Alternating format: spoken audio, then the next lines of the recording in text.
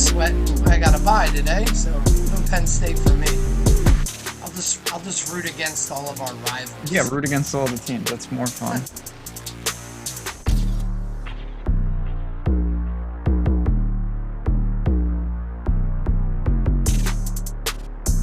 All right, friends, we're back in action. Another week here at Stokastic. College football about to kick off in just under an hour. So, of course, Live Before Locks here, presented by Bet365. We're going to talk about all different things, but of course, we're going to focus on the slate at hand. 12 games, marquee matchups. Obviously, we're in conference play. I'm Rasa and Matt Gajewski is going to join me to break this all down. Sir, how we feeling? We had a 4-game appetizer last night. Some interesting games, some not interesting. What are we doing here? Feeling all right. Pretty tired. It's been a long week, but there's some great games on today. So excited for those, of course. We got big games.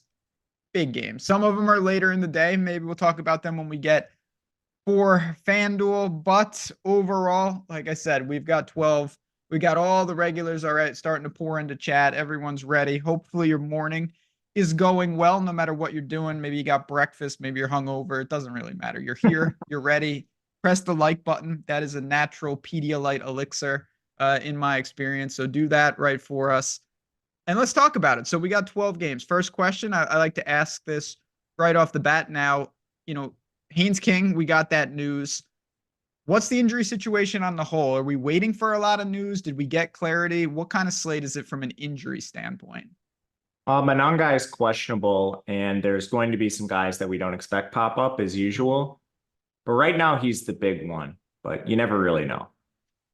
That'll be an interesting situation. That game, I believe, is right at noon. So we should, I would assume, do you think we'll get that news on the show? Probably. There'll be a beat reporter at least telling us whether he's warming up. The injury report doesn't matter because it doesn't need to be accurate. Yeah, you've mentioned that, which is very shady business. Moving from... Yeah, it's like, all right, we're going to have an injury report. But Thing is, you can put whatever you want on there. Yeah, I don't really understand the point of that. Yeah, I mean, we'll talk about... Like, you need to have a penalty. You need to have some teeth behind it. Like, yeah, that would help. That would help.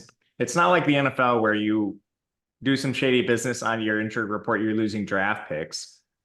You know, like, I understand what they're trying to do. They want it to be friendlier to people that are interested in these games, gamblers, DFS players, but it's just, it gives you like 5 or 10% more of an idea what's going on than previously.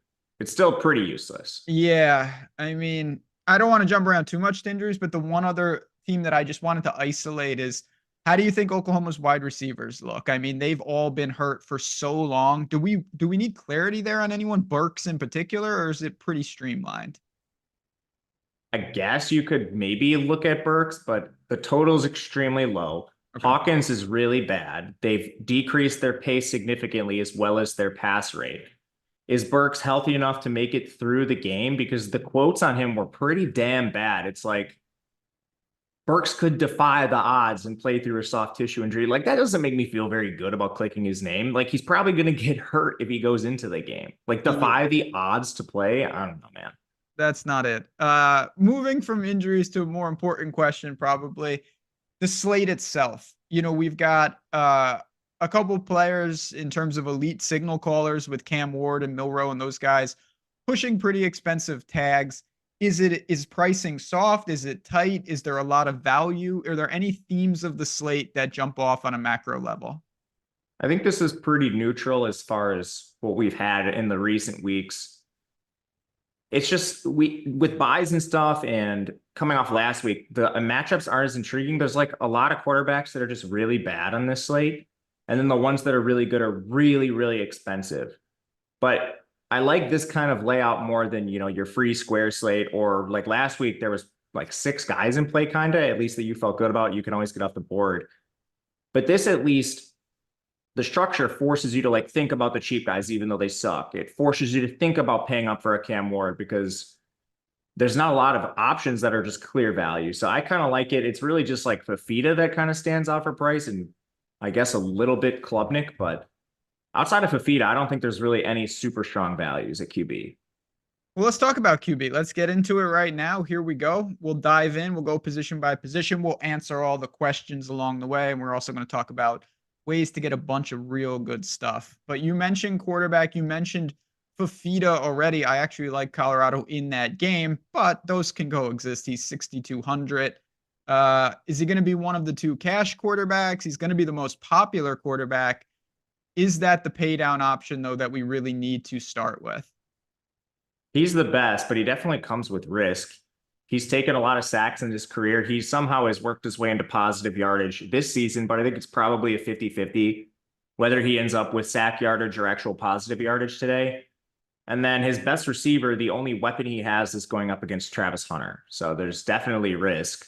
I'm going to be way below the field on him in GPPs. I guess in cash, you probably just eat it because why not? But yeah, I mean, anytime you get like 35+% on quarterback with significant downside, it's pretty easy fade. With him, I don't want to jump around too much, but I kind of feel like this is a unique situation. If you isolated your Fafita ownership, how much of it comes with McMillan? Is that like just all of it, or are there ways to play him without the alpha? No, you have to play McMillan with him. Everyone else on this team is horrible. So it's skinny?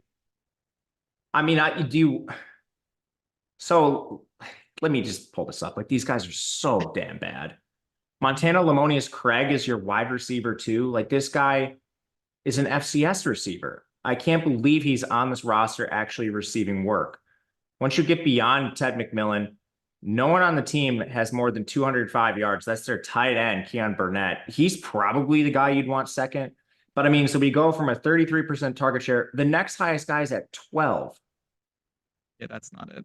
So, I mean, for tournaments, if you just, I don't know, you could play maybe Tet by himself. I'm definitely not playing Fafita by himself. But then the problem with playing Fafita is probably every lineup you run with him is also going to have Tets. I don't know. It's just like a really weird dynamic spot. And one, I mean, like, this offense got shut down by Northern Arizona because they just doubled Tet. So anytime that's in your range of outcomes, it's just like extremely risky to me. But at the same time, they're pretty cheap comparatively, according to their projections. So I'm not really sure what to do with this other than coming below the field. I do not want to be overexposed to Fafita, especially. Ted, I think you could play if you wanted by himself. So with that, you may have some extra shares for some pay down guys, and I'm going to throw some at you. Feel free to give me yays or nays or talk about any of them. Sawyer Robertson, 6,800. You've got Hawkins with his mobility in that same range. Sellers with his mobility. Peyton Thorne, I don't really know what he has at this point going against Missouri. These are all 6K options. Are you looking to that range, or are you saying maybe like, let me just go get someone like Miller Moss, who's a little more expensive? Yeah, all these guys kind of suck. So the guy I have the most interest in is actually Colin Drea, but he's 6.9K. He's almost 7K. He's definitely not a good play. He's just, I guess if you force me to pick one, the most talented. He runs a little bit, throws some. I have a lot of questions how good Clemson actually is because they haven't played a single good team this year outside of their week 1 matchup. So maybe that's a shootout, but I don't feel good about him. Sawyer Robertson has run extremely hot on his long runs. This is a guy that's basically been a neutral rusher, right around like 0 to 1 yards per carry. And then he had a really long run against Colorado that's inflating his stats. So, I mean, that's in the projections. I will say Texas Tech has a bad defense, especially their secondary. But I mean, he's a backup quarterback, and we saw him get pretty long run last year. He's just not very good. Peyton Thorne's in a very tough matchup. He does run a little bit, but yeah, this is just a really bad range. When you look to the rest of it, kind of working backwards now, let's start going up in price. Obviously, I swear to God, Riley Leonard is 8,100 on every slate that we talk about. He's always decently owned, and we're always seemingly somewhat bearish on him. Is that how you feel today against Georgia Tech? Yeah, I'm under the field again, but he's going to probably have another long run and shove it down my throat. He does that every single week. It's literally like one run he has. But yeah, I mean, he's doing extremely well on the ground. And he's a guy that you probably just play naked because his receivers are so bad and they're spread across so many different guys running routes. He's another tough one to play, especially at his price. I think it's a really interesting GPP slate because I really don't like some of the chalk being Fafita and Riley Leonard. So who does that leave us with in terms of other quarterbacks? Billy Edwards is on the slate. Klubnik is really expensive. And then you have two quarterbacks north of $10,000 in Cam Ward, in Jalen Milroe. You also have, I mean, I thought this was a mistake. Apparently it's not, but you're not going to play Raiola, are you? He's 4,700. I X'd him out. Okay. So there you go.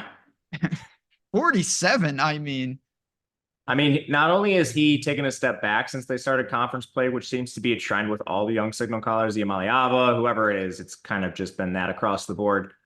But he takes so many sacks. He has negative 78 rushing yards already this year. That's like negative 10 per game. You're walking into this starting with like at least negative 1 point, if not more. And then this team is super slow. They're super run heavy. They have a 46.5% pass rate. They're 104th in pace. He's averaging 28.5 attempts per game. Like his props are like barely over 200 yards. So he's not really alive for a 300-yard bonus. Even at this price tag, it's just the opportunity cost. You're wasting a roster spot and donating your money. But if you want to do that, like, I'll take it. Absolutely play Raiola if you want to donate to me. Yeah, send the head-to-heads. That's what we're always about. What about the pay-up options, though? I mean, it looks like Klubnik's probably going to be the one that gets most of the love in terms of ownership. They're a sizable favorite. I think Virginia's a decent team, but you go into Death Valley. Clemson's pushing a 3-touchdown spread here. He's popping up. I was messing around with some of the tools. And when you look, he's going to show up in some lineups. Are you okay with Klubnik today? Yeah, he's my most owned quarterback, which is shocking because I haven't really been a Klubnik believer, but I think I was just wrong. Not properly evaluating last year when he sprained his ankle in week 2, and then he was basically a 0 on the ground. He was always an athletic guy, so I think rather than attribute that to the ankle, just thought maybe he wasn't going to run, but he's been excellent on the ground this year. And then whether it's his talent or just the lifeless opponents, it doesn't really matter. He's putting up productive games, and it doesn't matter what the cause is because he's in another spot where he's a 3-touchdown favorite against a secondary that's not really that troubling. The only concern is that Maffa runs in 3 or something, but play some Maffa too, and then just have your exposure spread across to Clemson. They're in another absolute smash spot, and they're going to continue to be until they play for the ACC title. Are you looking to Klubnik in cash? I'm not playing cash, but I guess so. Yeah, because with cash, just trying to visualize it, seems like you're probably Fafita and Klubnik. I don't feel good about it. I'm really glad I'm not playing cash today. The decisions are tough. They are, yeah, because I was just looking at chat, like pay down with Robertson and Fafita. I think you could do that, but I would prefer going to get someone of value. Anything else on this slate? We didn't really talk about Shedeur Sanders. Feel free. Arizona's pass rush is a joke. I'm not as worried about their fatal flaw. I like Colorado in this game today. I really do. I bet him. So did I. I missed a good number. Yeah, Billy Edwards, I think he's going to come up a fair amount. I don't like Billy Edwards very much. His efficiency stats are heavily weighted towards the easy portion of his schedule. The players I like getting to that are going to be contrarian in tournaments, Curtis Rourke playing Nebraska. It's the toughest matchup he's faced all year. But you're getting a huge discount in ownership for that, and he's a very talented player with weapons and an explosive offense. So even if that meets somewhere in the middle, I think Rourke is a value. Shedeur, I have plenty of. Everyone's playing the Arizona side of that game. I prefer to play the Colorado side. All the receivers are cheap outside of Travis Hunter. So there's extremely easy ways to get a creative, not so owned stack in this game and run Ted on the run back if you want. Cam Ward, completely fine getting to him. He has a nuclear ceiling. And I think there's ways you can navigate this slate to get up to both Ward and Milroe. I'm trying to get above on both. Shug and Baron Morton, just other 2 guys with the ceilings and explosive offenses that aren't getting played a lot. Like some of these guys are going to be below 5% because everyone's jamming in Billy Edwards and Noah Fafita. Those guys have significant downside and the under-owned guys have upside. So I'm just going to take some shots on those. Even like Miller Moss playing a lifeless Maryland team. I think you could take some shots on that one too. He's a little more owned than some of these players, but still. I like just kind of spraying in this 7K to 9K range with a sprinkling of the 10K guys.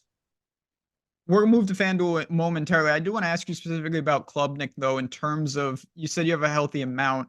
Is it a mix across the board from all the way from like naked to +2? Are you confined to one type of stack? I mean, how many weapons does Clemson have that pair nicely with him?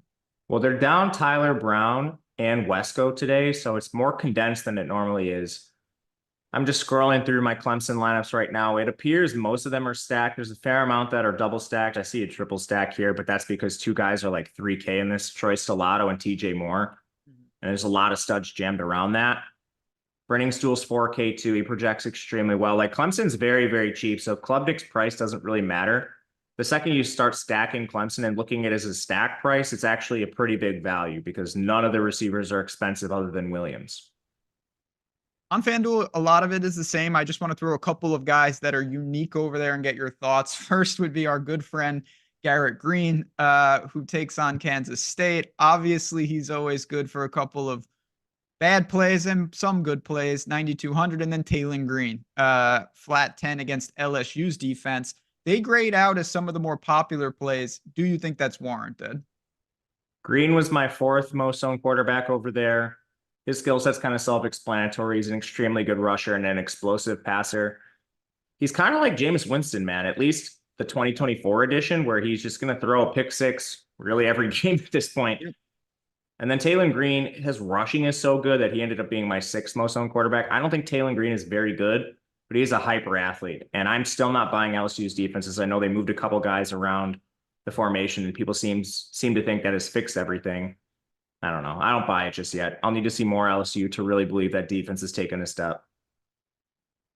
Anything else for quarterback? I don't think so. We're going to move to running backs in a second, but you see it on the screen. You've heard about it. NBA will be here soon. That's not just the announcement. The announcement is the tools that we're talking about are DFS sim tools. If you've been thinking about trying them, if you already use them, this doesn't matter. It applies to you. Come and get extra or try them out for free. It's super simple process. You see the link. It's on the screen, but it's also in the description. You have to use that link. What you're going to do, you're going to click it. It's super simple, and it's going to take you to a page where it has all our partners. They're on the screen right now. There's a bunch of them. You don't have to find all of them. Just find the ones that you're interested in. Not only are you going to get the bonuses from those sites, whether it's, risk-free or this or that, you are going to get a month of our sims for using any of them. So if you use 2 of them, you claim 3 of them, that's 3 months of that opportunity. And you're getting the core package of your choosing of a sport. So say you do it for 2 months. Say you pick BetMGM and Bet365. You go to that page. You have to go to that page. You claim and you follow the instructions. You'll be able to get college football for a month and NBA for a month. You could do 2 months of NBA. You could do 2 months of college football, whatever you want. And we're talking about the sims, single lineup sims, projections, ownership, Discord, everything in that package. The opportunity is there. If nothing else, I'm telling you, go to that page and check it out. It is worth your time. We have not done something like this, but it's an absolutely awesome match. Not only are you getting tools that can help you with these sites, you're getting to see the tools for free, and it's stacked. So a great opportunity. If you have any questions, just hit up our support team. But I wanted to make sure I mentioned that right in the middle of the show because it is that important. It's a really cool opportunity. Running back. We're going back to DraftKings to see what we've got here. Obviously, we'll wait on that news with the Rutgers back, but there are some really popular plays. He's warming up, so that's all we got right now. Good. I hope he plays. I bet Rutgers. I bet him last week, and they disgraced me.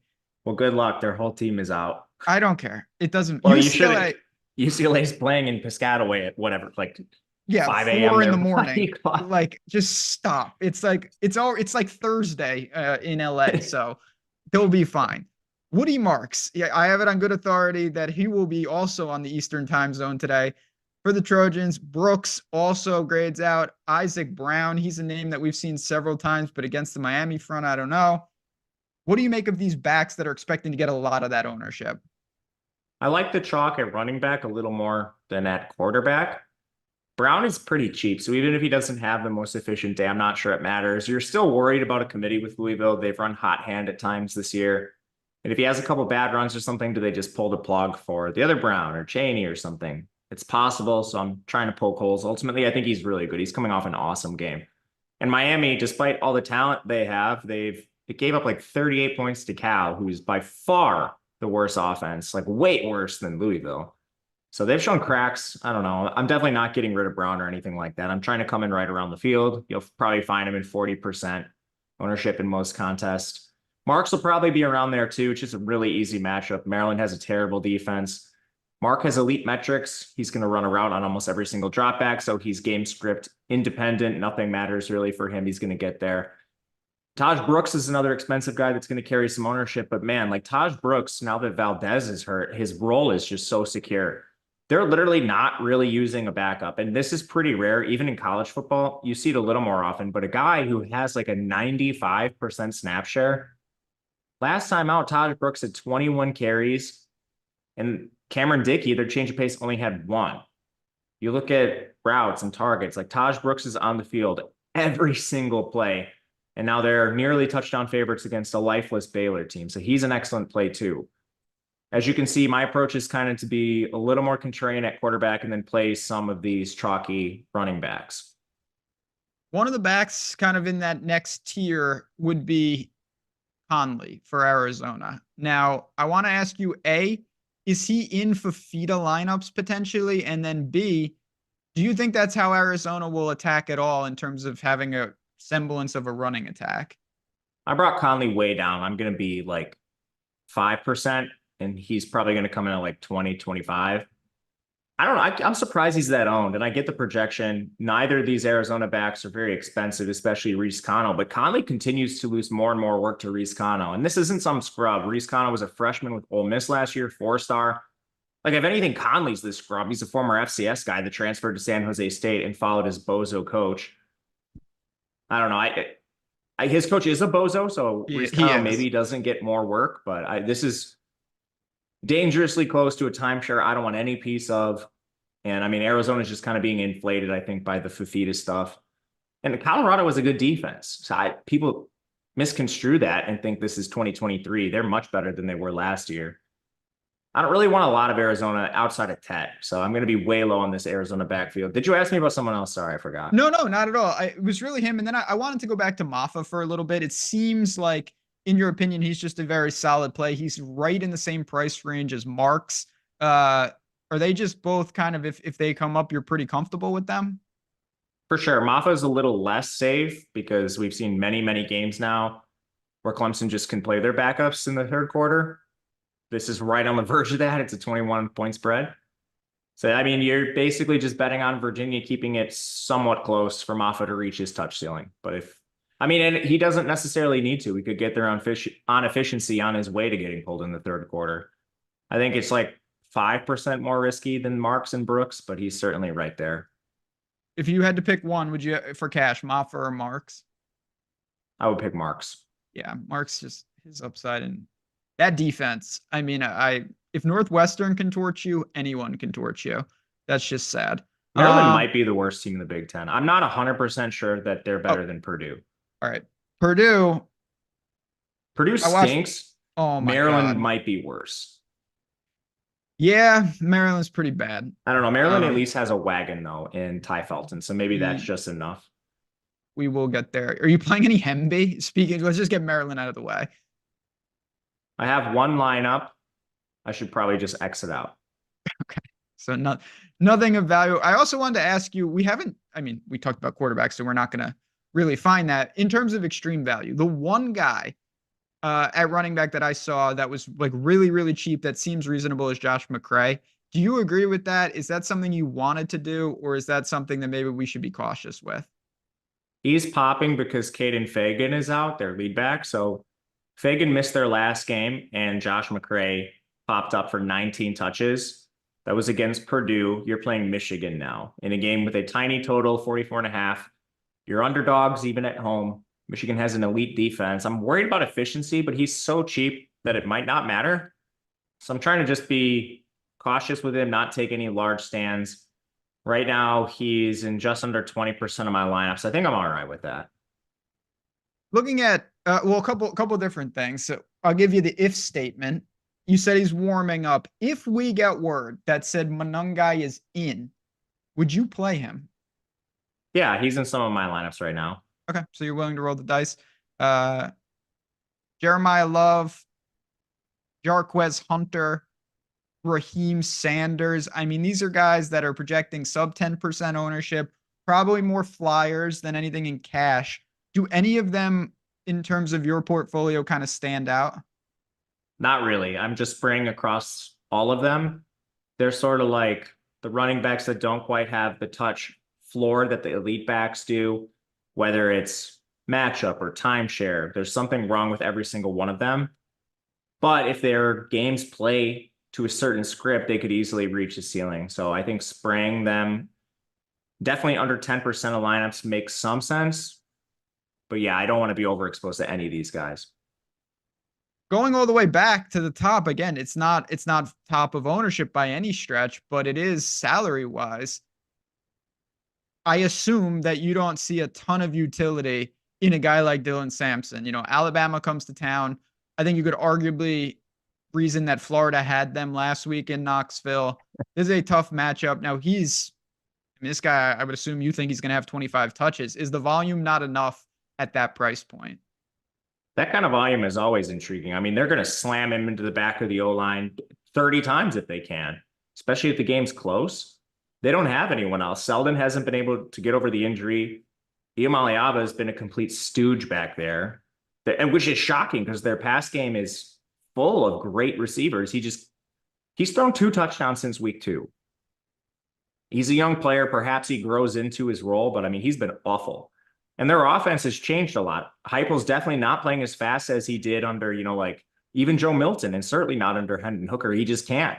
His quarterback has not been able to actually evaluate defenses. And their pass rate has plummeted too. This is a run-based team and a slower one, still above average in pace.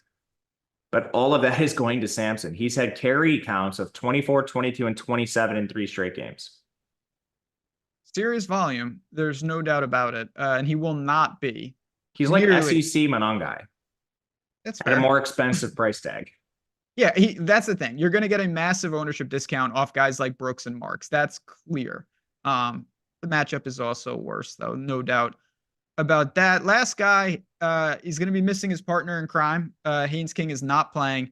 Does that make Jamal Haynes just in big trouble against Notre Dame's front? Probably not. Everyone's hurt on Notre Dame's front. So I don't think they're very good. I just am not sure that they're going to be able to move the ball with Pyron. Plus, it's more of a timeshare than you'd like. They continually use a change of pace, no matter who it is. They've had about 3 of those guys get hurt this year, but Haynes just doesn't have the role that's very secure. I'd rather play Jeremiah Love. Let's go to FanDuel and see what we got over there. No surprise, Woody Marks and Maffa and Dylan Sampson, those type of guys, Isaac Brown pop up, but there are a couple other guys, particularly someone, West Virginia's secondary is more the problem, but Giddens is awesome. He's just a player. When you look at the Kansas State back, how does he factor into the slate over there? Yeah, he's excellent play. You can really get to him. Anytime he's on a slate, he has an elite pass catching ability as well. The change of pace stuff doesn't really matter because they're running the ball so much. Their quarterback has also been pretty bad through the air. He's electric on the ground. So Giddens ended up as my 3rd most on running back. The other main difference is I got a decent amount of Wisner. He outcarried Jaden Blue, which wasn't all that surprising considering Jaden Blue can't stop fumbling.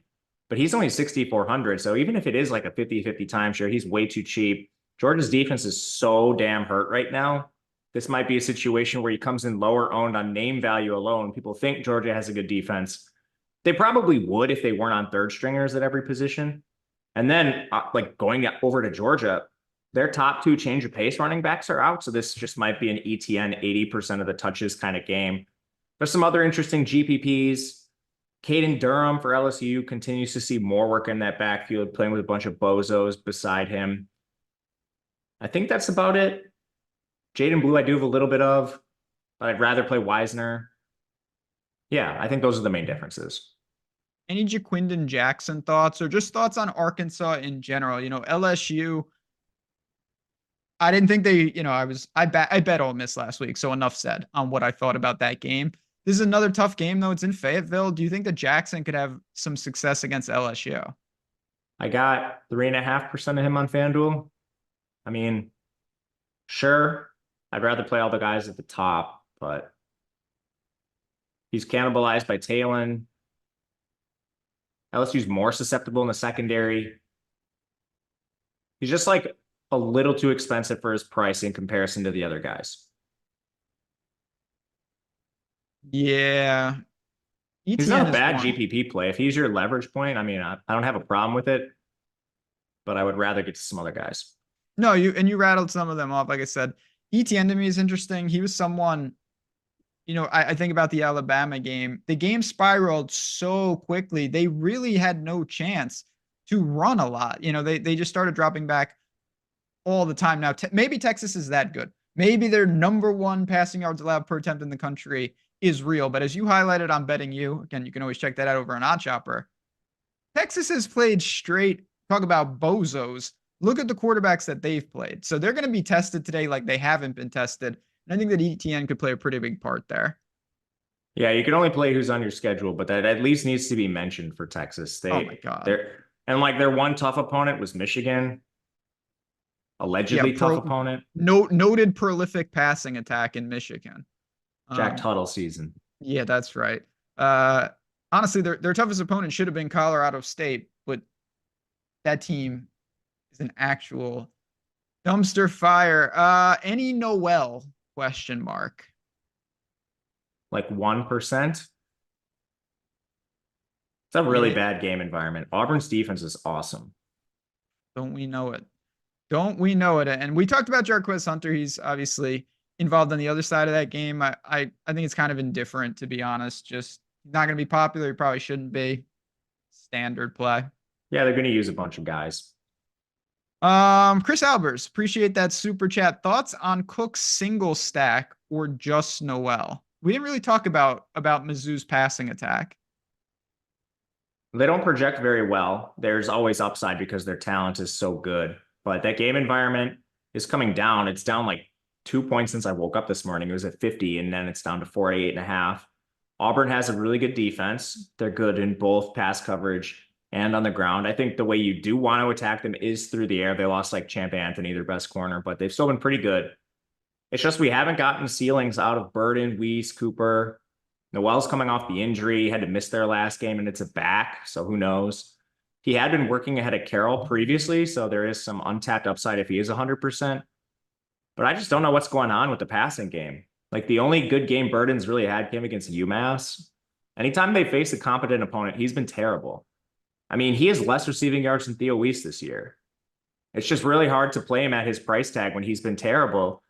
And then Weiss, 68 yards per game, still not really good at his price. It's kind of a disaster for Missouri, and Brady Cook's not running. He only has 124 yards this year. Those are lows for him. It's just, I don't know. He probably needs to be like 6,100, not 71. Yeah, no, it's hard to argue that. And until they play better. Yeah, they just haven't been. They have not played that well. Any interest in Hawkins naked? If you play him, it's going to be that route, but I worry about Oklahoma in general. Yeah, I wouldn't be surprised if he gets benched again. I think that too. I said that last week. I thought they were going to go back to Arnold. I really did. Yeah, but the only thing that is really a weird wrinkle is Arnold might be redshirting now because they fucked him over. Yeah, maybe. I don't know. Oklahoma is a mess. I keep looking to buy on them, and I'm just not doing it. You're not going to get to Kobe Pace, right? I have a little bit of him. He's been shockingly good this year. And I have the same, intuition that Kobe, it's from years of watching Kobe Pace. Like, Kobe Pace stinks. I don't know. Is that what you think of him? Because that's what I do. I'm not the biggest fan of him, to be honest. I don't have a super strong take on it, but if you said like Kobe Pace, thoughts, I would say nothing great jumps out. No. So he's averaging 15 touches per game, which have been on the rise because they were kind of using a timeshare at the beginning of the year. And then Greasy got hurt, their main change of pace back. And I think the biggest thing is this O-line's been better than I thought it was going to be heading into the year. They're 25th in run blocking efficiency. Now you're facing Clemson, so you're probably going to struggle a little bit more than usual, but Virginia's run attack has been a little better than I thought. Like, their pass rate is sub 50% this year, and it kind of makes sense. You have a good offensive line that's paving the way for Pace. He's never expensive because I don't think you and me are the only ones that think he stinks. But he's actually had a pretty good season, so I'm not opposed to playing him. He's only 4,400. Spring in that range is kind of nice, too, especially if you're getting up to Cam Ward or Milroe. There's options like McCrae's down there. We mentioned him already. Barnes has been playing ahead of Tatum for Oklahoma. Harden? Yeah, Harden. Jeez. That game. So the Bieniemy offense, man, is just so atrocious. Harden, his props, he has higher receiving props than rushing props. It's just unbelievable. So I don't really think there's a ceiling with him, but I do think there's more of a ceiling with guys like Pace, Barnes, like Reese Cano, McCray.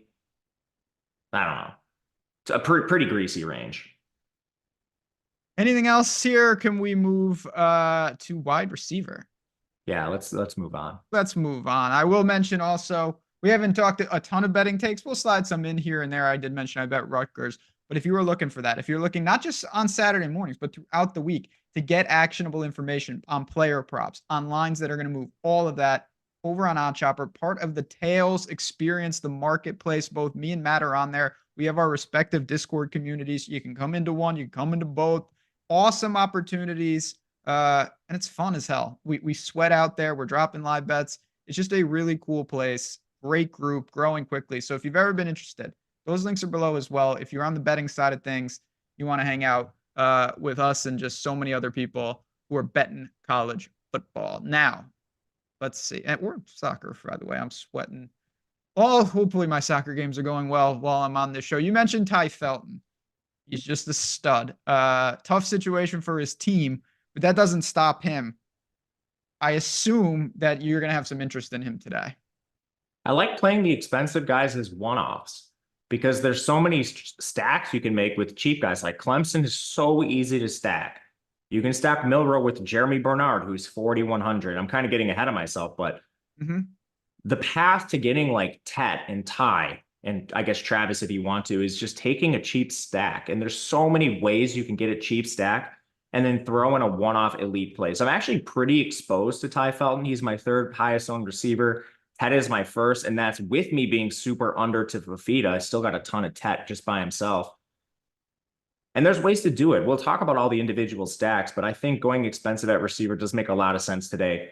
And I don't think you necessarily have to correlate with your signal caller because the cheap stacks are so live.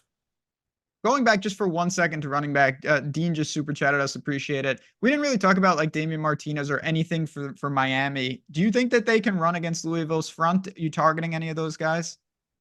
That's by far the strength of Louisville up front. Their secondary is putrid. Yes, it is. Largely because of injuries. And then they had a couple guys at the portal already mid-season. But the other problem is with Miami is like Damian Martinez has just been bad. They've increasingly given work to Mark Fletcher, and he's just flat out outplayed Martinez. So I don't know if this is like the locked in role that Martinez was supposed to have. I kind of think is moving more towards a 50-50 time shot, or at the very least, just like a hot hand. So he's really dicey. Tough matchup for him on the ground, increasing workload to his backup, and he's just been terrible.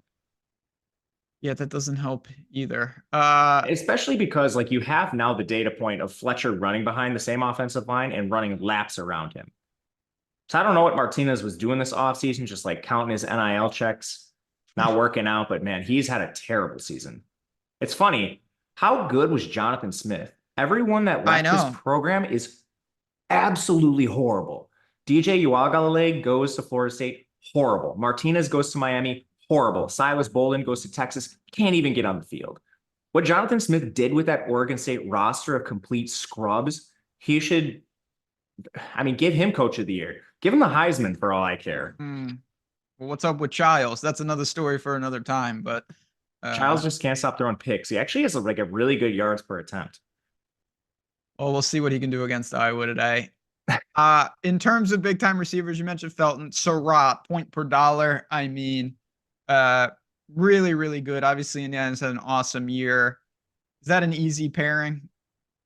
Yeah, I like playing Rourke. Surratt is like owned by himself.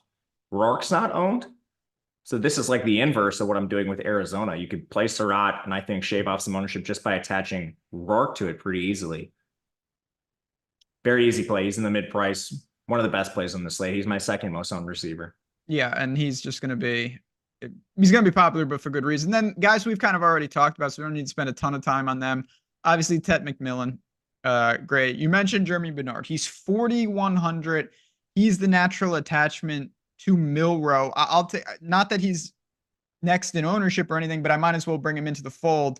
How far ahead of Ryan Williams do you have him considering the $3,300 price difference? Pretty far ahead. And it's Okay. just like, what? This is just a pure negligence thing. There's no reason he should be this cheap. Yeah, fair enough. Even if Williams has a good game and Bernard has a bad game, like what's a bad game for Bernard? 6 targets, like 40, 50 yards, maybe a score. He's not even burying you then because his price is so damn cheap. When you look at the rest of wide receiver, obviously it's somewhat of a mixed bag. You've got Prather as well. I want to actually ask, so this is an interesting, you mentioned with some of these stacks, like Edwards, not the biggest fan, but 2 of his receivers are 2 of the certainly top 10 most popular wide receivers on the slate. Are you getting to Prather as a one-off as well, or is there something else to kind of see there? I'm bringing Prather way down. I don't want a lot of him. Because I don't think this passing attack is quite as, I mean, to put this a certain way, I think there's more downside with Maryland than upside. And if I'm playing a Maryland guy, just give me the absolute wagon All-American Ty Felton, and I'll just try to get under-owned. Get a little bit under on these dusty secondary plays.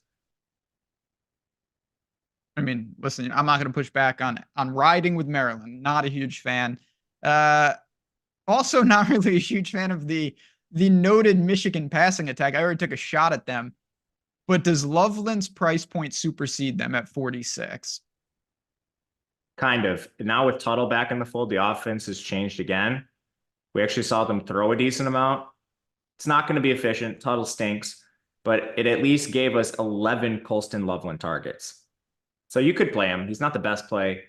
You're going to worry about things like scoring. But Illinois' defense is also horrible. They were running hotter than the sun. I was like, you talk about what do you say? What have you been calling the Pitt SMU, the generational wealth spot? Mm-hmm. Yeah, infinite money glitch. Yeah, I was waiting for this with Illinois, but unfortunately they messed it up already against Purdue. But yeah, I mean, they're not going to meet any resistance. This all comes down to Tuttle and his inability to play. We had a question about Miami. Obviously, we know that, kind of their guy is Restrepo. He's 82. But if you wanted to play a secondary Miami pass catcher, Horton, George, Sam Brown, I mean, who is it, or is there no one? It's probably Sam Brown just based on price, but it's going to be a 4-man rotation. Honestly, the one that's maybe the most interesting is Arroyo, just going all the way down at tight end at 36. He's less involved in those receivers, but they cannibalize each other. They won't cannibalize him as much. And then it's a different price point. So he might be the answer. Otherwise, I think it's Brown followed by Horton. George is the one that's kind of the odd man out. When we look at the rest of wide receiver, let's talk about Colorado. That's another team. Again, you mentioned you have a healthy amount of Shador. Jimmy Horn is 46. That's pretty nice. Travis Hunter's 10,000. Now, I don't know how hurt he is. It says he's going to give it a go. Is that just too much to pay? I mean, how much salary do you allocate if you put him in there with Sanders? I got some of him, and it's largely just because you could do like a cheap Clemson stack on the other side, and then boom, you have enough to get there. But I certainly have more of his other receivers. Like Jimmy Horn is really cheap.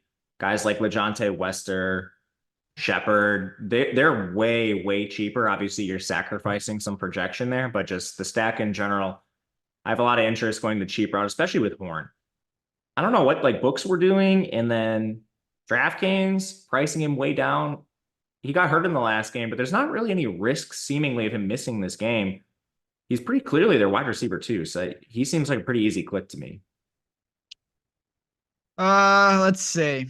We got which value wide receivers are the best plays on Clemson. You mentioned it's tighter rotation, which helps. Stellato. I don't think he's very good, but he's going to play a fair amount. Oh, here we go.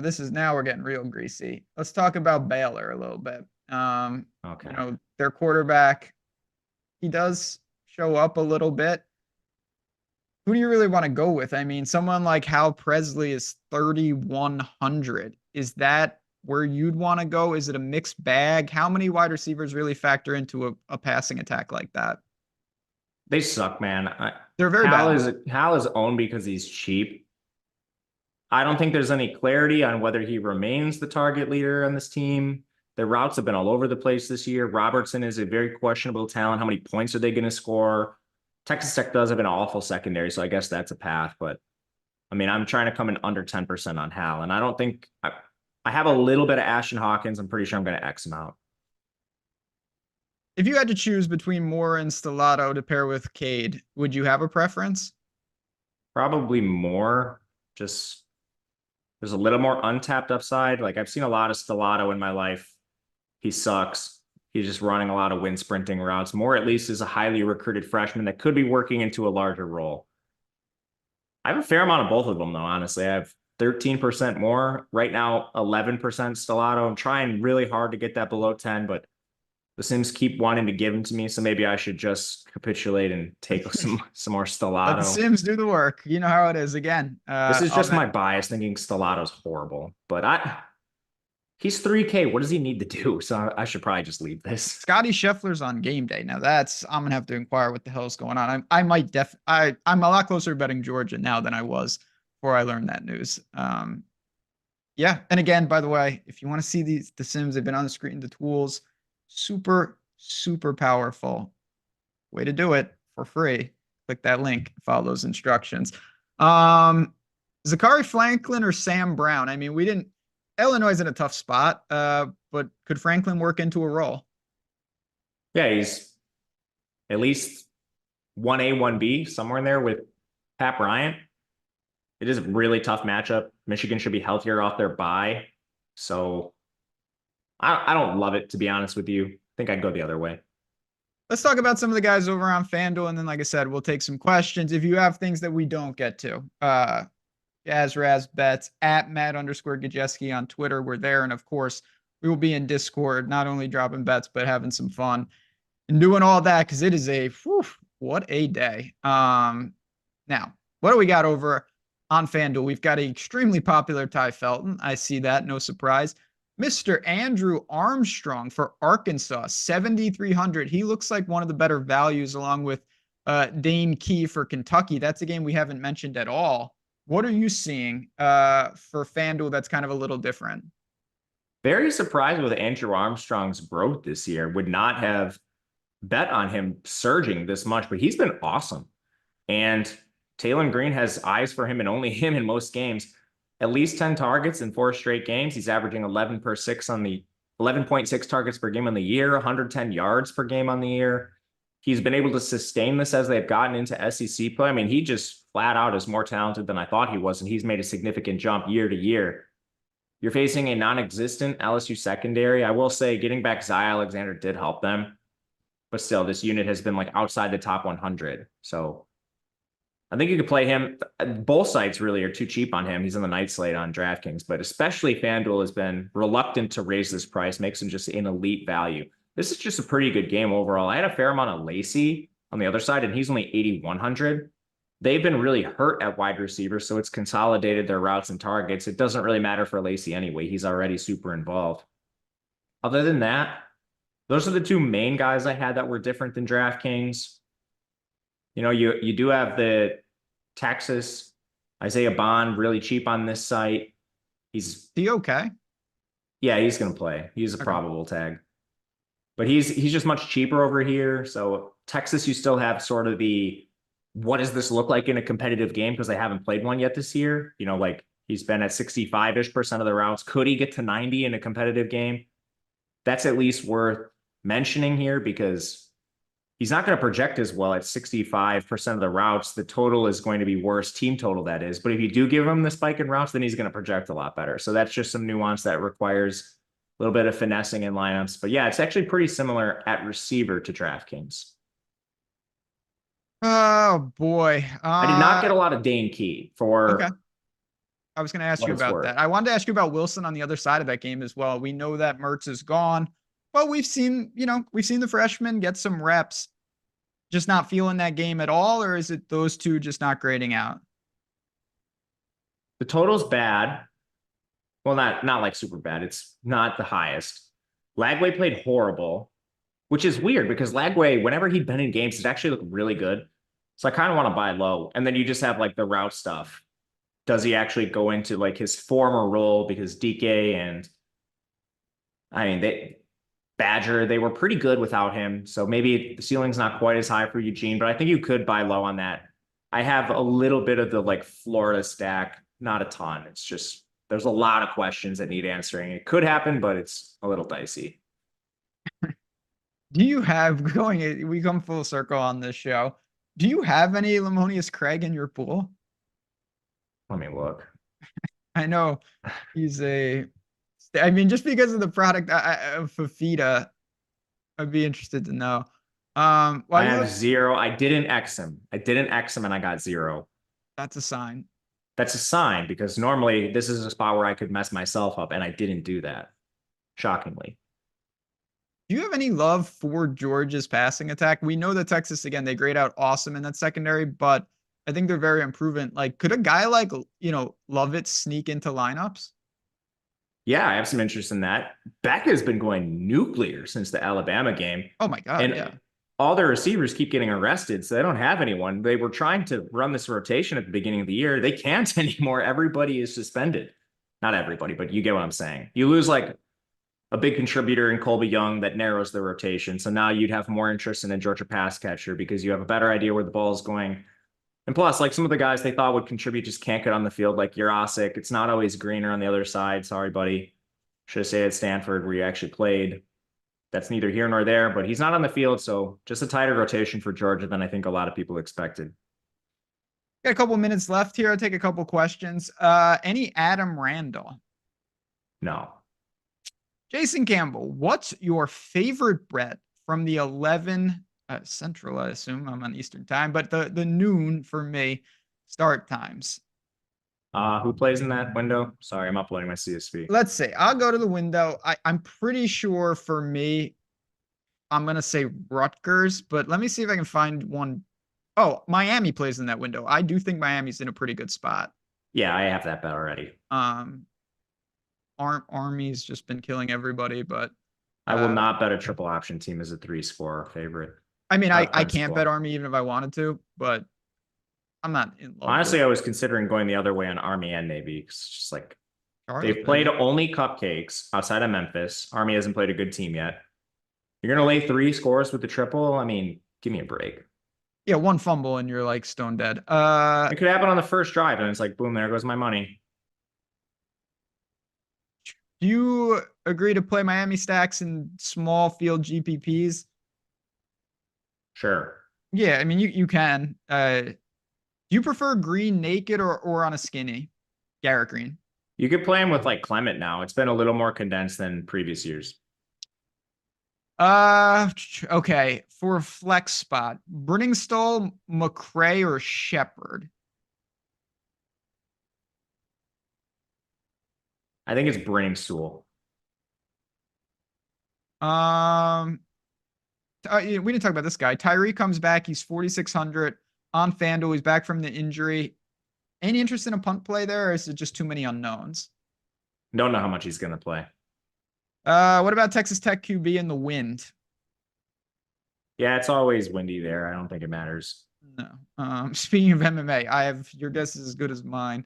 I do dabble in some betting MMA, but not my expertise. Bernard and Haynes of Georgia Tech, or Kelly or Lemon? The first one. Bernard's just in such a good spot. Yeah, Brenningstall of that 3, Darren. Appreciate that. Does Barney Jr. have a full route share, or does he rotate? No idea. One week they use him as a full receiver. The next week they have him at 25%. TJ Moore or Hal Presley as a punt? TJ Moore. This is just know that I'm very biased against Hal Presley and Baylor, though. Yeah, I mean, Baylor's bad. I've seen Baylor play quite a bit. They're bad. I don't know where they got these guys. I don't. Waco, man. What can I say? Cam Ward, can he be played naked? He's been running more this year than he ever has in the past, which is shocking to me because he's never been a great runner, but he's had like 5.8 yards per carry this year. I want to say no, but the data would suggest you could play him naked. Yeah, it's an expensive tag to be. But that just might be me like latching on to his Washington State days. Yeah. Jeff Williams, appreciate it. Okay. Okay. Here we go. A money line parlay. Miami, Army, and Clemson. Should I add USC or Rutgers or both? Well, of those teams, Clemson and Army, barring something weird, are not going to lose. Miami, I think, is in a really solid spot. USC, I know they're on the. I think all of those teams are in. Again, you got to shop it and don't lay a ton of juice if you can avoid it. But I think USC wins today. Yeah, I think they do. I mean, my advice is don't play money line parlays, pay appropriate juice and play these games just straight up, unless you just doing like fun money. But I'm no fun here. Yeah, money line parlays are very dicey. I do have they can be very fun. I get that. Yeah. But and when you roll Texas State into them, they can be very profitable or extreme pain. We'll find out in just a few hours because I need them. Ooh. Oh, man, as a good friend. Connor Bishop, good guy. Bring Stool or Bernard? I think Bring Stool is going to project better. It's very close. That's the closest one I've heard all day, I think. Yeah, you're in coin flip territory. Can you play Lemon and Marks together? Sure. Horton and Restrepo in play for sure. Tennessee is overrated. Alabama blows them out by 21 plus. I hope that's right because I have Alabama on the card. So do I. I don't disagree. It's scary, but I think that is in play. Couple minutes left. We're about to bounce out of here. Any final thoughts for the people? Always appreciate you guys coming and hanging out with us on a Saturday morning. Hope you enjoyed the fantastic games. But yeah, that's about it for the slate. Watch injuries, of course. And let's make some money today. Make some money today. We are in good shape here. And again, I just want to shout out everybody who makes the show super enjoyable. We hope to see you inside the ropes, whether it's here at Stokastic, over on OddsShopper, or maybe both, depending on what you are looking to. We have so much here as part of the family, and we want you guys to be part of that community. So on that note, friends, we're going to bounce out of here. For me, for Matt, the unsung hero of the show, Mike behind the glass, appreciate you guys. Let's make some money today. Do it all again next week.